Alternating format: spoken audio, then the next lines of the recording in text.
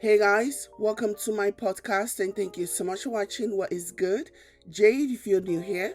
So I wanted to talk about this highly anticipated interview of Falynn Guobadia, wife of Simon Guobadia, who's the fiance of Porsha Williams of the Real Housewives of Atlanta.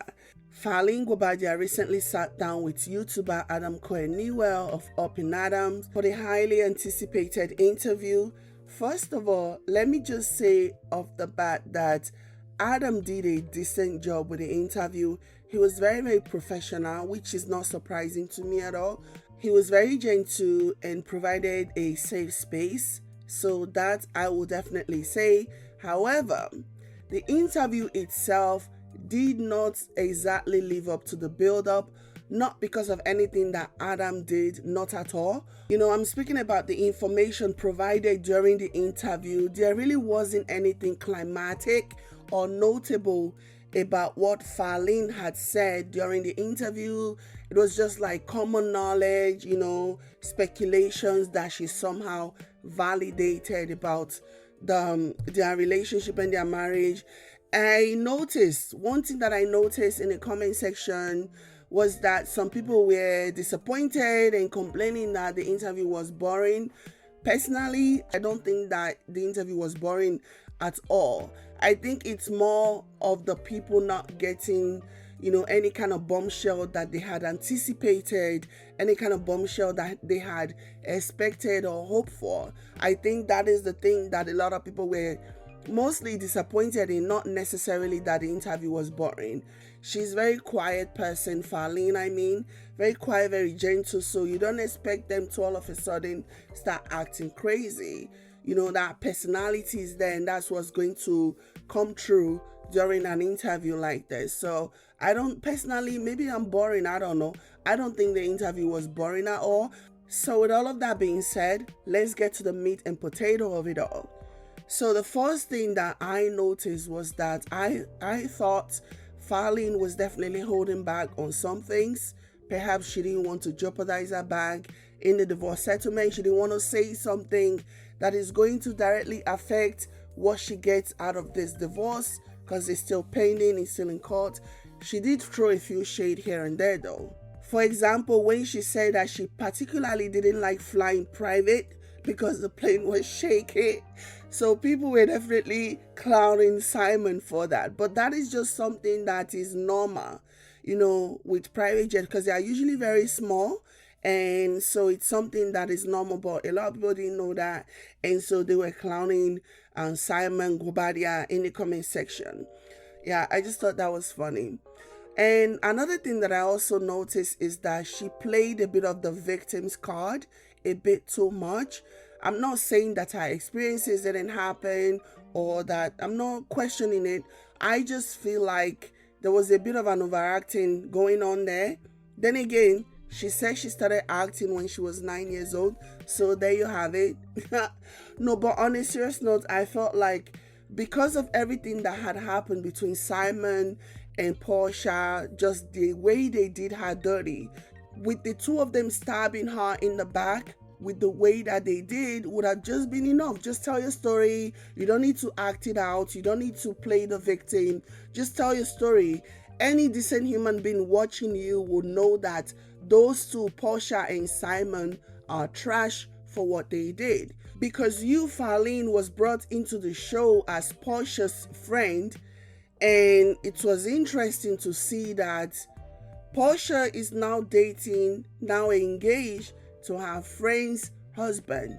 I was really hoping that would have come up. I think a lot of people would have loved to hear her say whether or not they were a friend outside of the show, or if their friendship on the show was scripted as part of the show, because Porsha has come out to say that they were not friends outside of the show, that they were just co-workers. If Falynn would have addressed that particular issue and set the record straight, it would have shed more light. If she had been just a co-worker, I'm not saying that makes it okay. Nope, nope, nope, nope. A betrayer is still a betrayer. You know this woman, regardless of whether or not you guys were friends in real life, you guys were co-workers, you knew that was a man. You should not have gone anywhere near him, but it definitely would have changed the narrative somehow of what they did. Simon and Porsha, like I said, doesn't excuse what they did. It doesn't make it okay. But I just wish she would have addressed that. But like I said, maybe there's an NDA and she's not supposed to reveal certain things. But yeah, like I said, I definitely sense that she was overacting a bit. I really think was not necessary, because people already think the worst of Porsha and Simon. But yeah, moving on. She said she was blindsided by the divorce and that she found out at the same time as everyone else. You know what? That's actually very possible because men like Simon are sneaky AF. They are sneaky. Just when you think you're relaxed, just when you think to let your hair down and enjoy your new position, they strike, boom. So I think definitely he blindsided her. She at one point said that he gave up on the marriage. I also believe it. I think once he was done, once he was tired of the marriage, because according to her, they were together for 5 years. All in all, they were married for a little over a year, but they were together for 5 years. And at one point, they actually took a break for 9 months when she insinuated that he cheated on her, and they even saw couples therapist. And when the couples therapist asked him if he had ever cheated on Falynn, he said that Simon only gets caught when Simon wants to get caught, something or the other. I'm paraphrasing here. The point is, according to her, he gave up. I think at one point when he got tired of the relationship, he got tired of the marriage, and he just started doing things. Maybe he's been sending her all of these messages and all of that, and she did not want to leave. She did not want to take the hint. And so he decided, you know what? This is what I'm going to do. I'm going to date Porsha, because in the eye of the world, Porsha and Falynn are friends. So I'm going to do that and shame her into getting the message. When she still wouldn't get the message, he filed for divorce. She would have stayed. She would have stayed in that marriage no matter what. That's why some of the arguments by Simon that she cheated, I find it hard to believe. I'm not saying it's not true. I'm not saying it's not possible. But I feel like she would have stayed no matter what. She would have stayed because she had gotten used to this lifestyle. She's with this man who's incredibly wealthy. She has a lifestyle that she's maintaining. According to her, gift giving is his love language. She would not have left. That's just my opinion. I think Simon was done with her. Simon wanted her to leave, and Simon went and messed with Porsha just to achieve that. I strongly believe that. So like I said, she said she was blindsided. They had their own issues in the past before. She said the night before the day that her lawyer called her to inform her that Simon was divorcing her, the night before that, they had discussed, they had talked about their plans, the future, and they had wished each other good night. And she really felt like everything was okay between them. So she said she woke up the next day around 8 a.m. She got a call from her lawyer saying that Simon had filed for divorce. She said she called Simon and she said, "Why? My lawyer just contacted me and told me that you have filed for divorce." And Simon said to her that he was going to call up the dogs, that he filed it long ago. It was during when they had their issues that he filed it. But now that they have resolved everything, that he will call up the dog. But he never did, and so he went on with the divorce. I just really feel like she was so afraid. These rich people, let me tell you what they do. They prey on your vulnerability. First, they entice you with gifts, even though Falynn said she wasn't really into gifts, that she didn't really care for the gift or whatever. But yeah, first they entice you with the gift, with the lifestyle, showing you things, making you feel good. It is all part of the control. They want you to get so used to enjoying all of these things that they are providing you so that they can manipulate you, so that they can sit on you, do whatever, walk all over you, and you will stay, because the fear of losing this lifestyle that you have become so used to, will get you in line every time.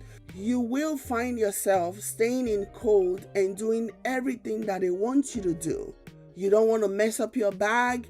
You don't want to mess up the good thing that you think you have going for you. So it's part of the control. It's what they do. It's how they operate. And so, she said Simon promised to call up the dogs, but he didn't call up the dogs, and he followed through with the divorce. And the part of the interview that really made me crack up, I was laughing, was when she said that she didn't marry Simon for his money. So during the interview, Adam said to her that a lot of people might assume, due to a combination of Simon's wealth and his age, that she, Falynn, may have married him for his money. And her response to that question, to that comment, was particularly interesting. She said, and I quote, "My prenup would highly suggest otherwise." I guess she's trying to say that she gets nothing out of this marriage in case of a divorce. I sincerely doubt that. I don't think that is true at all. With prenup, people act as if you don't get anything when the marriage ends, that is the rich partner that simply walks away, leaving you high and dry. That is simply not true. Signing a prenup, especially in a case of irreconcilable difference, doesn't mean you walk away with nothing. Nope, you still get something, just not half of his $40 million. You still get maybe $500,000, $1 million, or $2 million to go. Because being married to this person, your lifestyle would have changed during the course of your marriage, during the course of you being with this person. You have become accustomed to a certain lifestyle. And so you get to walk away with enough money to help you live close to the lifestyle that you have become accustomed to. You definitely get something, unless of course there's a clause in the prenup that says you cannot cheat during the marriage. In that case, you get nothing. Perhaps that is why Simon is all out to prove that she cheated, because Simon posted a video that he claims is proof that Falynn cheated during the course of the marriage. He even name dropped the guy's name that she cheated with. So maybe that's his proof. He says he has more. I guess we have to wait and see. So maybe he has more. Maybe that's what he's going to present in court to justify why Falynn doesn't deserve a penny, from the divorce settlement or whatever. I guess we have to wait and see that. So she says she married Simon for love and not for money, that Simon likes to gift her stuff, that she didn't really care for it, that she didn't like that sort of thing. She didn't like shopping, she didn't like designer stuff, she didn't like traveling, she didn't like flying private. I guess she just enjoys sitting at home and being the lady of the manor. I guess Anna Nicole married for love.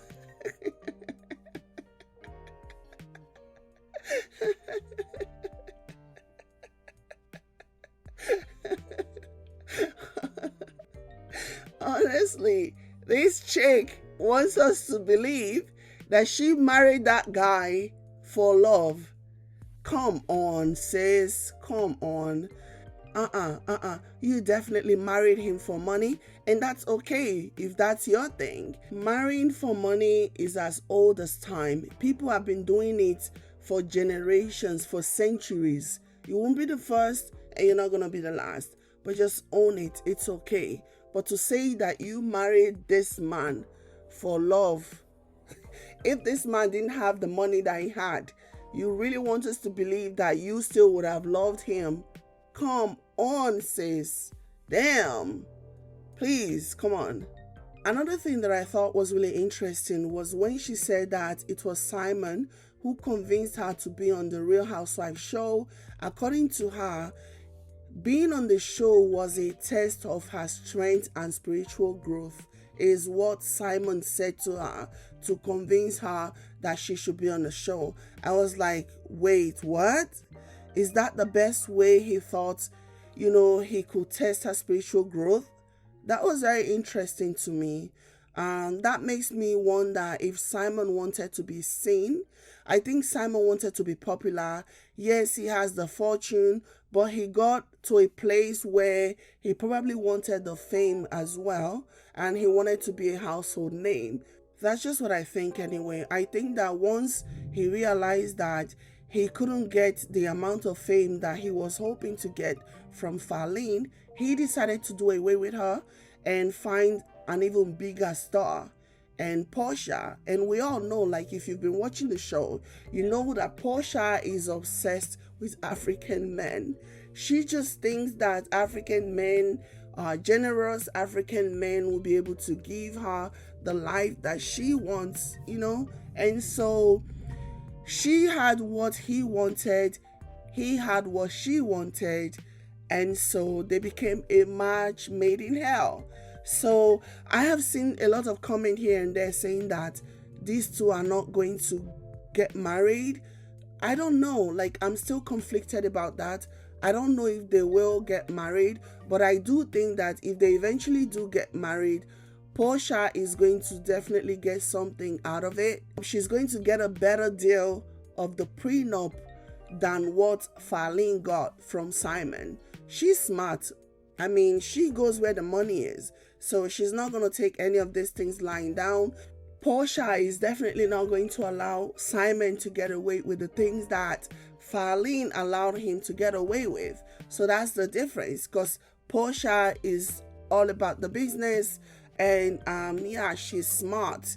And for Falynn, maybe because of her background of not coming from money, in addition to maybe relationships in the past or whatever, perhaps she thought to herself, if I can just fly under the radar, if I can just get out of his way, if I did not get in his face, if I just allowed this man to do whatever he wanted to do, if he wanted to mess with other women, if I just allow him to do that, and I don't complain, and I don't whine, and I don't nag, and I don't do any of these things, he will just let me be. He will let me stay married to him, not knowing that it's all part of the plan. Like I said before, rich people will do this to you.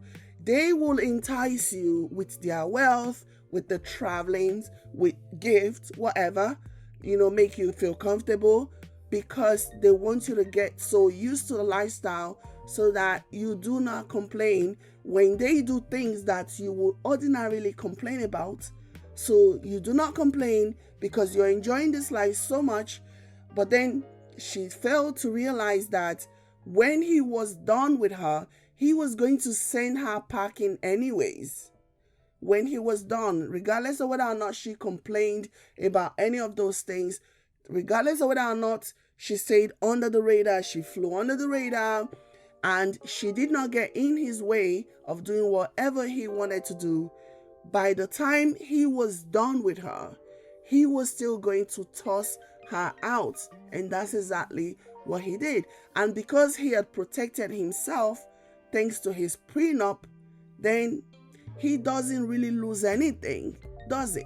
So yeah, the interview was very interesting. She did not discuss whether or not she was pregnant, as Simon had claimed.